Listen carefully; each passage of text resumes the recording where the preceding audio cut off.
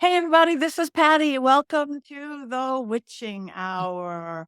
We have a beautiful guest for you today. She is a distinguished, well known Canadian astrologer, though we're tuning into her in Sedona, Arizona right now. She's a tarot reader, she's a psychic, she's got over 3 decades of experience.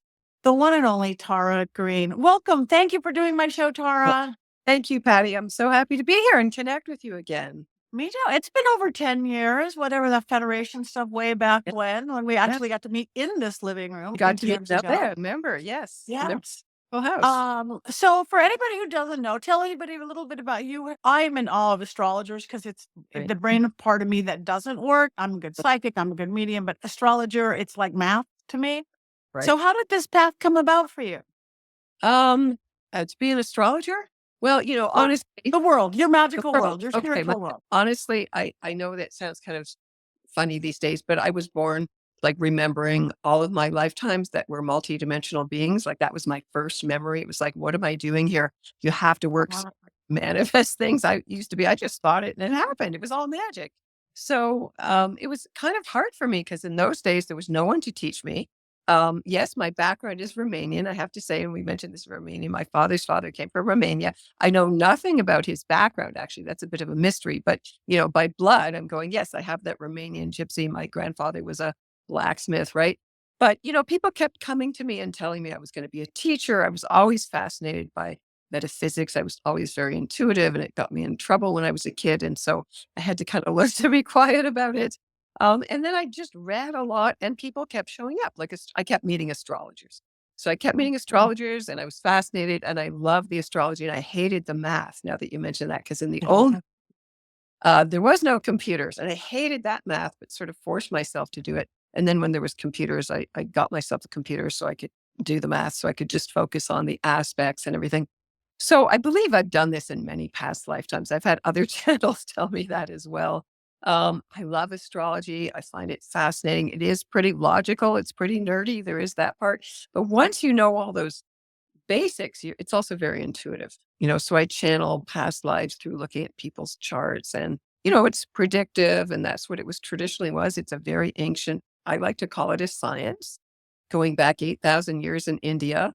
And being an astronomer, an astrologer, a doctor, and a mathematician were once the same part of the job description up until about 250 years ago. So, to me, it's the foundation of everything. It's in the Bible. Anytime they have, 12 apostles or 12 tribes of Israel, the number 12 always stands for the 12 zodiac signs. Right. So it's all embedded there. Da Vinci's Last Supper is encoded for all the different astrology signs as well. So, it is all there. And people have always relied on it. It's natural for us to feel we come from the stars, Yeah. and we do, you know. I think that's beautiful. And you also, again, you are a beautiful psychic medium. So you've got the science of the math, whether you have to do the math or not, of Like, astrology. And then how much of that percent when you're doing a reading, then do you just let your kind of intuitive side take over? yeah. Or And you're within the parameters of the numbers and yeah, so planets? I like to do it all kind of. So I do tarot cards and that's very intuitive and I channel and I use the astrology. So it's all going on. I can sort of, switch it over and, when I'm doing readings, things will just come through and I have to trust. And I am kind of a really good medical medium, although I don't really advertise myself like that, but I feel it. Different people have different clairs, Mhm. So if I'm tuning into somebody, I feel in my body, you really Mhm. should check this out. Is there something going on with your liver? Things like that, So it's just kind of a natural thing, right? You can learn to be psychic. You can learn to hone your psychic muscle, by using it and learning to trust your intuition. And I believe that everybody's psychic. It's a natural thing. But, society has taught people not to trust it. Right.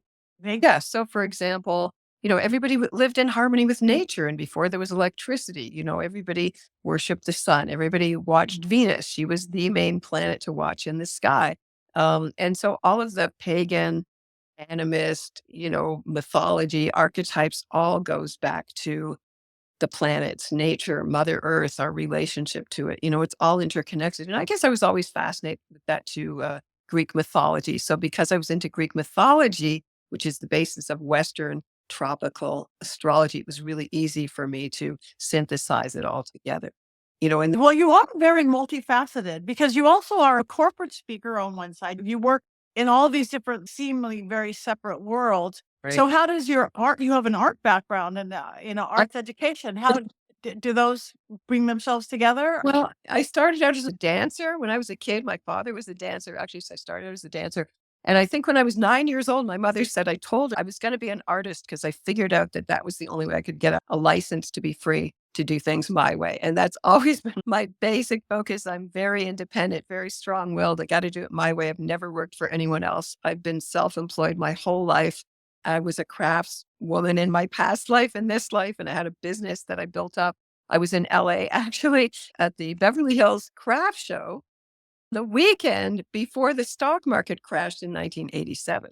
But Wow. and the week before I was at the Santa Monica Craft Show, right? So I was there, and then it was bizarre being there at that time, watching people walk through the park going, "Oh my God, I just lost $100,000 or whatever."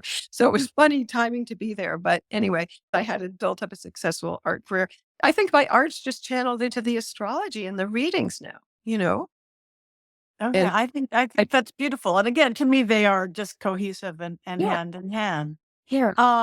So I've actually never asked. I've always wondered. You have to tell me about this beautiful hat you are wearing. Oh, my Uh, hat, my high priestess hat. So numerologically, my birthday is November 29th. And so I'm 1129. And my numerology for my whole birthday is 2011 2. So the number 11 is a master number, and the number 2 is the high priestess. So when I was in my craft show circuit, there was a woman in Toronto, and her name was her company name was Cleopatra. And I saw this hat, which was totally unique and totally different than anything else she had. I bartered for her with it. And I used to wear it way back when, but people used to look at me like that was too weird to wear, like in regular. So I put it away. And then one day I went, wait a minute, this is a high priestess hat. When I put it on, it signifies because I was going to these corporate events and I like dressing up. That's the other thing. I needed something so that when I walked in the room, they knew right away, you're the fortune teller or you're the good witch or whatever it is you're doing there. And so this hat became my signifier. And, traditionally, you're always supposed to have your head covered, yeah. you know. So many So, belief systems, whether it's your little veil on or a right, whole thing. right. It is. And so I love this hat because actually it's like a fool's hat. So in the tarot zero, the fool is the first card in the tarot Yeah. trumps. And it's also 22, which is also another master number. So the fool wears a kind of crazy, silly hat like that. So that's also to not take myself too seriously. Right. So the Which is fool is always a good thing. enlightenment. The fool stands behind the king, telling him not to take himself too seriously, poking Trust me. fun. Right. Um, so speaking of the corporate work you do, wearing your hat into corporate, how do you integrate your spirituality or because you work with women's empowerment and all sorts of things into the corporate market? You start out with your hat. I know that's good to Well, I'm be used to very saying. full costume. I have all, different costumes that I wear depending on where I'm going. I'm just myself. I just come in there and, honestly, to be a tarot reader, it's like a confessional. Right away, people are open, they trust you. I've heard every story. I could write a book just about that, about all the stories. And then I'm just really honest. I'm really upfront. I'm a double Sagittarius. I cannot lie, so it's kind of like I'm gonna tell you the truth. Um, and so they're just kind of amazed and interested in whether they think of it as entertainment, you know what I mean? Or if Right. it's real, it's real. Um, so I find it fascinating because I get to meet, I've read for over 30,000 people. I get to meet people I would never meet. And the thing that I've really taught me is that people are just people, no matter what they're I know people are very divided these days in the corporate world. I would never usually run into these people, but we're all the same. And to me, that was the most valuable thing. So it's really like a heart connection to people, like I'm feeling it right now. Mhm. Because we're all just the same, at the bottom line, right? Whatever your belief systems are, I respect them, but those are still just belief systems. And we're just all humans. Yeah, we are. Same insecurities, same all of Mhm. it, no matter If who you troubles, are everyone's or got in. troubles. Whether you have money, you don't have money, whatever, it's easier if you have money, my uncle used to say. But everybody's the same. We're all humans. So yeah. So I find it fascinating. And when I get clients through going to these events, and I have clients I've worked with for many, many years, and they call me for different things. And yeah, it's like a long-term relationship. which I'm sure. You have to. And again, these people need this and we need that. So I know you've had a lot of shamanic training as well. You have, Yeah. again, you have a beautiful background. Everybody needs to go look you up. But you've worked with some, ooh, I just had a name here and I can't remember. So tell us about your shamanic and how does that incorporate it into your modern spiritual, modern Western world that we all live in? I started to get into pagan, like women's spirituality a long time ago. And then I met this woman, Araya Mountain Dreamer, who was very famous for a while. And Beyonce copied her poem, The Invitation, but she's sort of been forgotten about because she disappeared from public.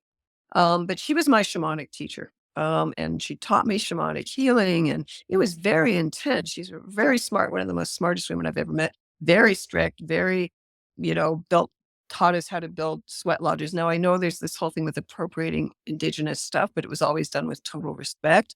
And so you have to take the essence out of that, right? So I think she taught me a lot, and that comes through in my work. Just the basic foundations. There was a lot of structure to it, a lot of background. She was also really into poetry, so it was a whole kind of unique. And then I worked with a Tibetan Buddhist teacher for 10 years, and he had a very unique perspective because he was trained in Western mystery. So he would do these tarot workshops that were very intense, where you embodied all the different tarot cards, and that was Wow. fabulous. It was one of the most intense, amazing things I've ever been through. So I feel very fortunate. I've also worked with shamans from Peru, and just my friends here in Sedona, they're shamans, and they were trained in Costa Rica. And so, it just, that's who I know, and it's what informs me. And I also went to school. I was trained as a tarot reader by a psychotherapist. I went to have my transformational psychotherapy training. So I think that astrologers or even tarot readers, you're in a counseling profession. People Mhm. people take everything we say as being kind of like written in stone. And so you have to take that responsibility very seriously. But I also, my whole take was always that I don't want to be karmically responsible for you. Well, I'm always about empowering everybody I speak to. Me, that I'm going to instantly change your life, or I can do that, or anybody can do that, because it's really all about you. Yeah. So I'm in that same school of thought as you. right, That's why I think I've liked you so much. It's not yeah, you're giving them, you're letting them know they have the power, not you. So absolutely, that's yeah, beautiful. So speaking of, you're like in Sedona right now, and yeah. again, you're world traveler. Do you notice a difference in like sacred sites, the energy of these places Oh, that you go? absolutely. When I was 17, I think that's when I started to have some very big out of body experiences. I was fortunate enough to go to Stonehenge, when you could walk up and touch those stones. And I would just have these full blown past life memories, and a thesis in Turkey. Oh my God, that was one of the most powerful is. I've been to Timbuktu. I've been to Egypt. I spent a month in Egypt years ago. I've been to many different sacred sites in Mexico. I was just there 2 years ago. Guatemala, I went right through Chichen Itza, Tikal. Tikal was like really terrifying. Oh, so some of them Really? is like, Why? Was it a past life oh, thing? What was terrifying? no. Was it the work Well, it was going on so now? heavy. Yeah, they used to Oh, rip out people's hearts, and I could see all that. I could smell the blood. It was like, oh my God, I got to get out of here. So that, for me, it was like that. Or, for a while I lived with, half of my family's American. So I was staying with my cousin who lived in Virginia, and we'd have to drive through Virginia into Washington, D.C., where she was working. And I could see all the battlefields with all these poor soldiers from the Civil War. Like, that energy was still there. oh. So, I mean, I would think that most, you do this, you know what it's like. You pick up all the energy imprints that are still left there. Yeah, I must say that whole Gettysburg, that whole area is one of the strongest I've ever felt. I travel the world too, and you're in Mm, Greece or this and Ireland mm, and all these same Stonehenge mhm. type places. But the battlefields like Gettysburg, I just Yeah.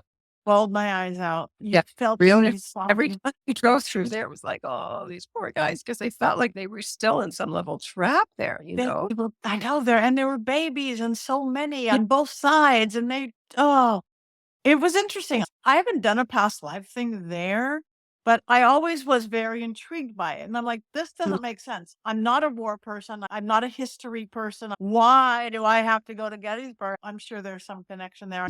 yeah. I mean, so you identify this. I haven't been to Ireland. I stopped once, but I haven't been to Ireland. I'd love to go, in Scotland, and see those beautiful old ancient sites. But I remember I was in Holland also, where in Normandy, where they had landed. That was also that Mm, same really hard, really hard to take that, right? But yeah. go to beautiful sites. It can be, incredibly beautiful. Like I felt Turkey to be amazing, and Cairo, I felt totally at home there. That was wonderful. I'd love to go back to Egypt again. And even in West Africa, which was kind of interesting because I went across the Sahara Desert, which was quite an amazing trip to go through. But I felt very at home there too. You know, Wow.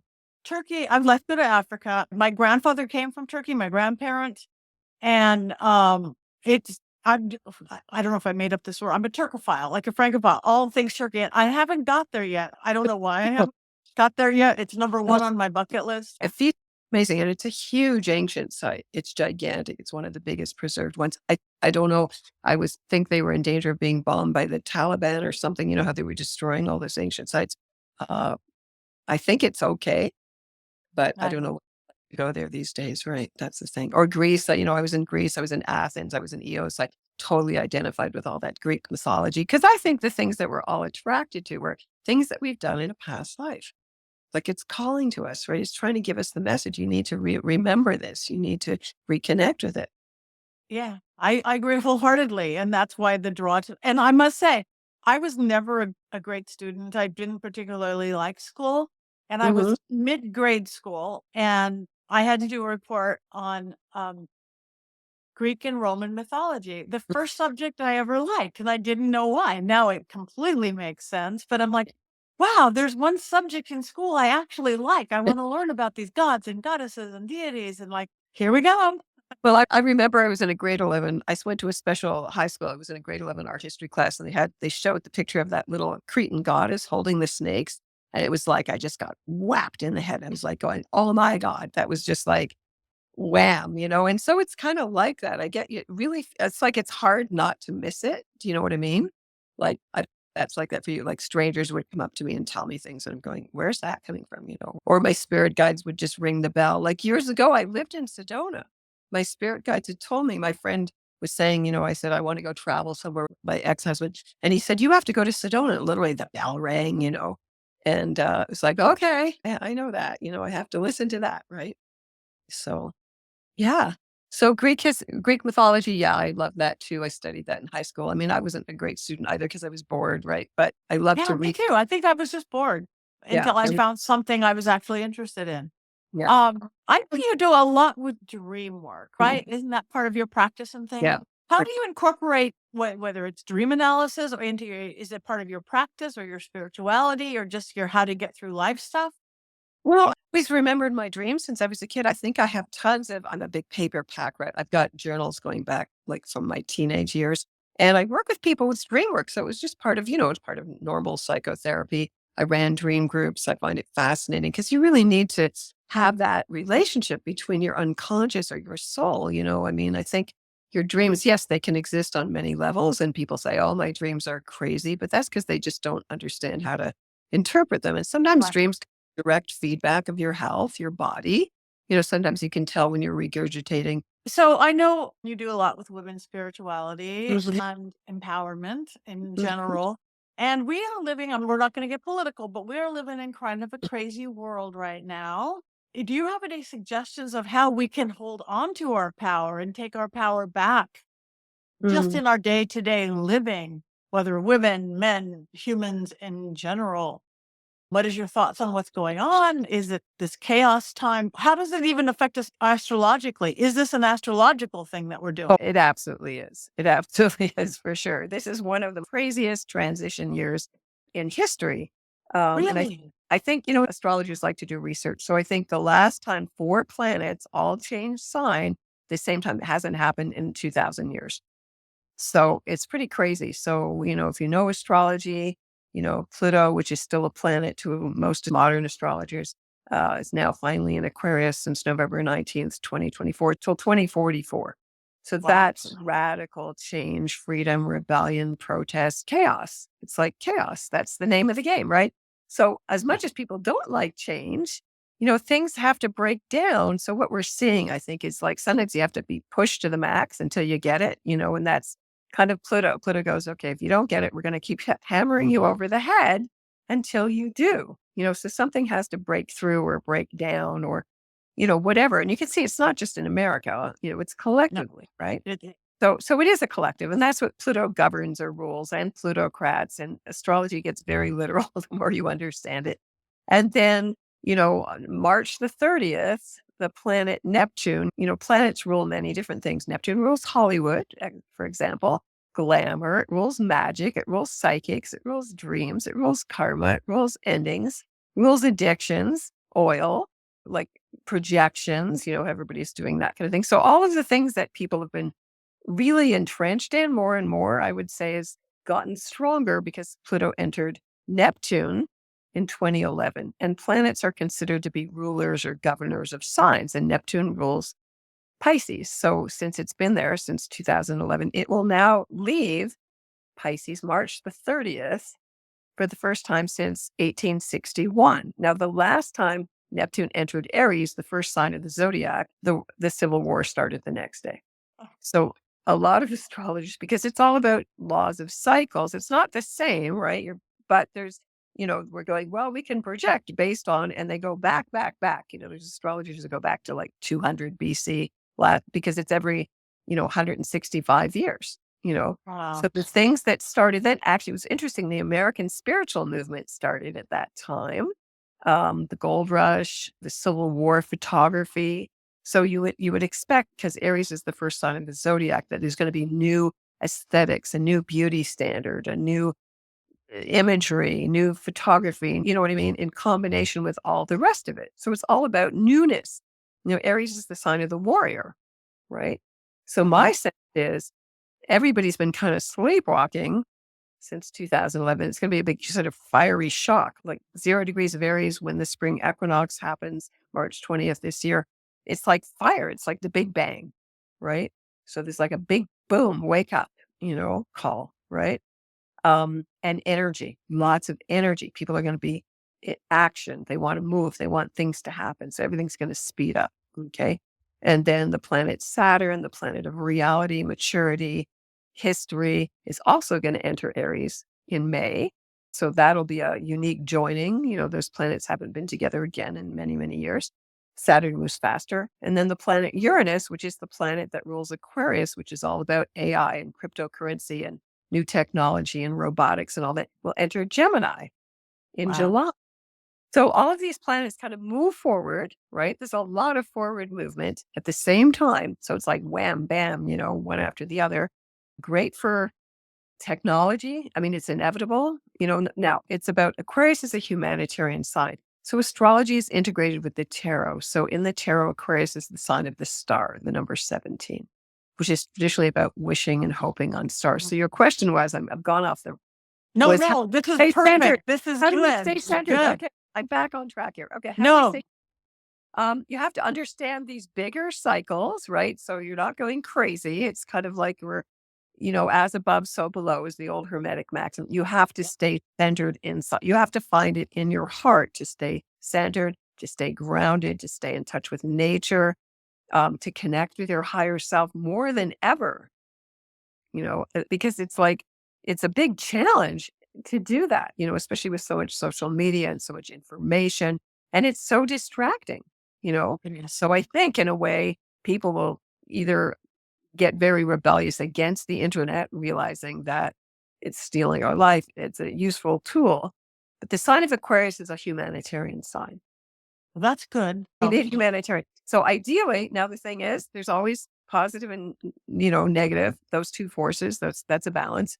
Ideally, it's people getting really conscious, higher consciousness. How do we? It's like looking for the cosmos and going, how do I bring my cosmic mission down to Earth? That's like the symbol of Aquarius, right? mm, And also, it's equality. So there's no more hierarchies. The monarchy is going to go. No more higher ups. We all have equal say. Nobody above everybody else. So it's a whole new societal structure. But on the other hand, it can be that very technology, transhuman. Do you want to go there? So people have a choice. And, everything's not written in stone. Yes, traditional astrologers believe in fate. You can't do anything about it. You can mitigate it a bit. But I believe as the more conscious you are, the more choices you can make. People talk about it as timelines these days. You choose which timeline you want to create. And, there is a domino effect, like, or they say in the Bible, 144,000 people. If 144,000 people were really conscious, they could shift the energy. So, I think you have to stay in this very going beyond these divisions, because that's kind of, divide and conquer, you Yeah. want to avoid that, right? You want to stay as like human. What are human values? Beyond whatever ideology, beliefs, religion, because it's caused so much war. We're beyond that. We're not at that survival of the fittest stage anymore. That's old. And I Aquarius, hope. I hope so. Well, Aquarius Yeah. takes the old and takes it apart and is building something new. So this is like the death throes of that old patriarchal culture. But yeah, you're saying it doesn't want to let go. I mean, I remember years, they won't let go of power unless they're forced to. So I don't really know what the results. They had a big boycott, I guess, in Canada on February 28th against Amazon and all. I don't really know what the result of that was. But, really, I remember working with women's groups years ago. They're saying women control most of the money. You just have to stop buying their products, Yeah. because No. the bottom line is money. If you don't buy into it, that's it. They have to adapt to what you want. Right. And that boycott is ongoing. I know the 28th was a Okay. big one to Yeah. do everything, not buy any. And then Yeah. there's like a week or so with Amazon and something else and Mhm. the next one. I think it's pretty brilliant, actually, because you're Yeah. right. It's all about the wallet. It's all about the wallet. So we're taping it just before, but this is airing on March 17th. Mhm. So happy St. Patrick's Day. Happy St. There. Patrick's Day. So I'm wearing a green. Name Tara, just for people who don't know, because there's the hills of Tara in Ireland. The name Tara is a very ancient name that comes from India. And she was a goddess. Most people don't know this. She was a goddess. She's still worshipped in India by Hindus and Tibetan Buddhists. And the Latin name Tara is the same. It's just a translation. So her worship was so ancient, so widespread, it went from Tibet all the way to Ireland, right? And so if you call the name Tara, it means the stars. So in India, when they play the sitar, that beautiful Oh, music yeah. instrument, it means music of the stars. So Tara means the stars. So when I took the name Tara, it's a spiritual name.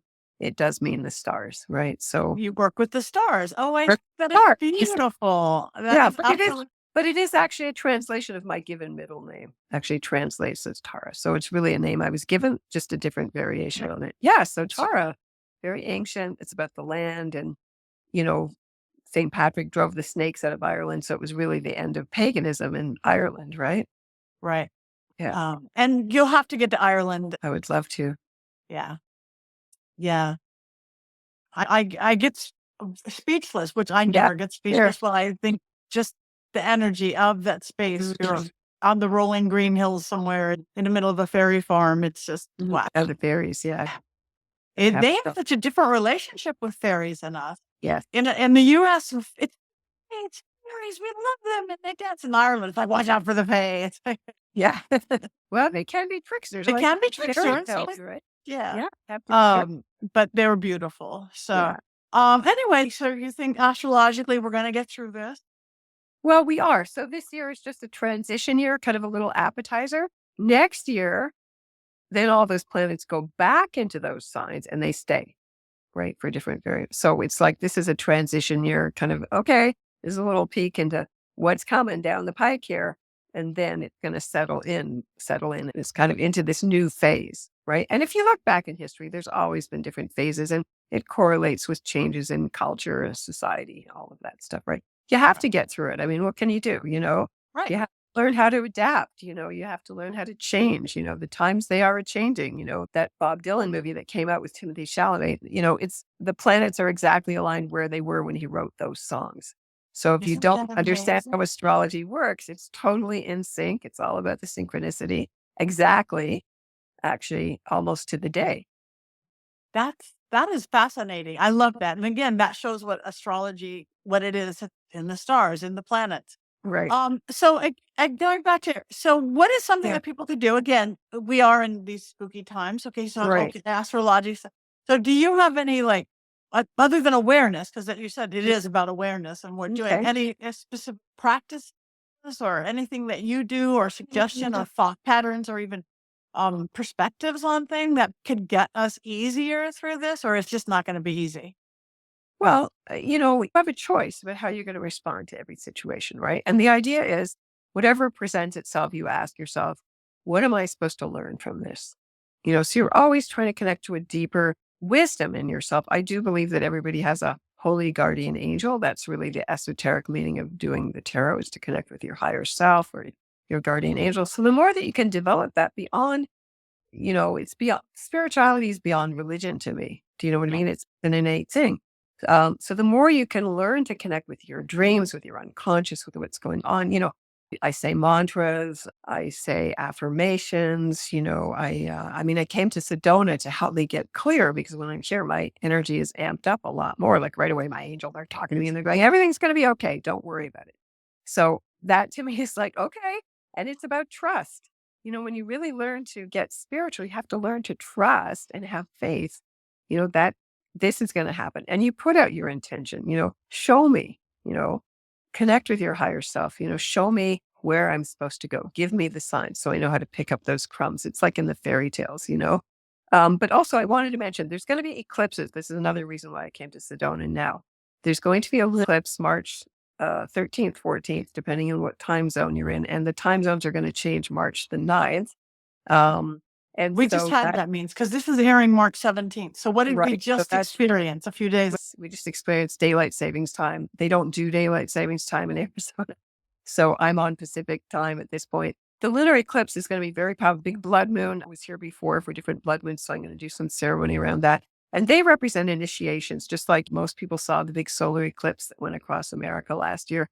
They represent big initiations. And this one's in Virgo. So it's very practical. It's earthy. It's about staying grounded. It's about listening to your guts. Virgo rules the guts. There is medical astrology. So all of the attributes, it's about work. It's about being of service, about being humble, right? So all of those keywords related to Virgo are applicable, right? You need to learn to take control of your own health, what you eat. It's about food. It's about the environment. It's about land management. It's about people having access to the land. How can we help each other? We have to be humble, right? And so I think being humble is always a very good thing to do. And then there's going to be another eclipse, the solar eclipse, although we won't see it in America, March 29th, but you'll feel it. So, That mean? well, you'll feel the energy, even if it's on the other side of the world. You won't be able to see it. Traditionally, the reason why last year was so big was because the shadow of the eclipse passed over America. Those places, I believe it was somewhere in Texas, were the most affected by it. There was an X, really, X marks the spot from the eclipse that happened the year before. But now you're not as strongly affected. A solar eclipse and a lunar eclipse are two very different things. Lunar eclipses are more on the collective unconscious level. It has to do with your emotions, emotional, physical connection. For And example, for the solar eclipse, it'll be more outward. It'll solar be eclipse is more. in Aries, again in Aries. So again, new beginnings, everything, all the planets are entering Aries. This is signifying new beginnings, brand new start, ready to run a new race. So that can be a good thing. You want to be positive, you want to be strong, you want to get in training, I think, to go run the marathon or whatever it is. You know what I mean? So you have to kind of see, okay, the old has to dissolve. You have to let go of the old. That's why, like the last moon, everybody was complaining the full moon, so many planets were in Pisces. It's because we're ending a cycle.